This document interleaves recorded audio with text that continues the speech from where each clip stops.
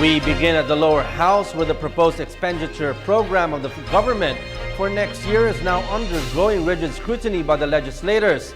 The proposed 2.606 trillion peso national budget for 2015 was formally presented to the House Appropriations Committee by the Development Budget Coordinating Council headed by Budget Secretary Butch Abad. Freddie Abando was there and he followed this report. The approval of the national budget is the most important piece of legislation tackled by Congress every year. Today, the House Committee on Appropriations, chaired by Congressman Isidro Ungab, started its deliberations of the proposed 2015 national budget of 2.606 trillion pesos. Allow me to echo part of the budget message of President Aquino. To quote, "Now is the perfect time to clarify our roles in determining the allocation and use of public funds, in which the executive proposes and implements the budget, Congress reviews and approves it, and the executive thereafter accounts for its performance. We redefine our relationship this way to empower our people, our bosses, to hold us responsible for how we manage our nation's coffers." End of quote.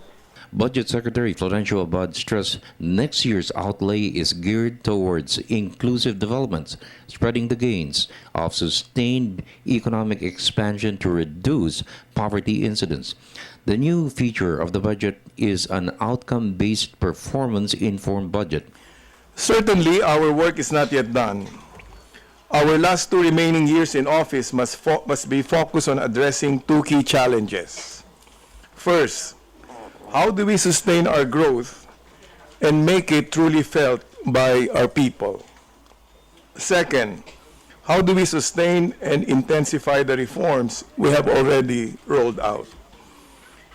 This proposed budget for 2015 addresses these 2 grand challenges. Investments will be heavy for social protection programs to include the conditional cash transfer program amounting to 64.4 billion pesos to benefit 4.4 million families. 37.2 billion pesos is allocated for PhilHealth coverage for 15.5 million families. 52.7 billion pesos for educational facilities. Economic expansion and job generation will include more resources for infrastructure development to include the Road and Bridges Program of the DPWH, a budget for the Bangsamoro entity to be created by a bill approved in Congress, and climate change adaptation and mitigation to include the recovery of Yolanda devastated areas. Abad stressed these investments of the Aquino government boosts further poverty reduction to 16 or 17% by 2016. Our remarkable growth must translate into real and tangible benefits for the people, especially the poor. So far, poverty incidence has been reduced to 24.9% of Filipinos in the first semester of 2013, from 28.6% in the same period of 2009.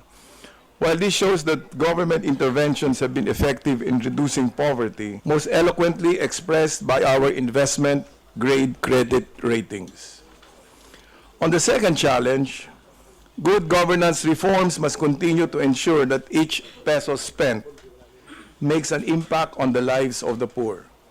The increased public clamor for reform only tells us that we should continue transforming the budget process to empower citizens through greater transparency, accountability, efficiency, and most of all, participation.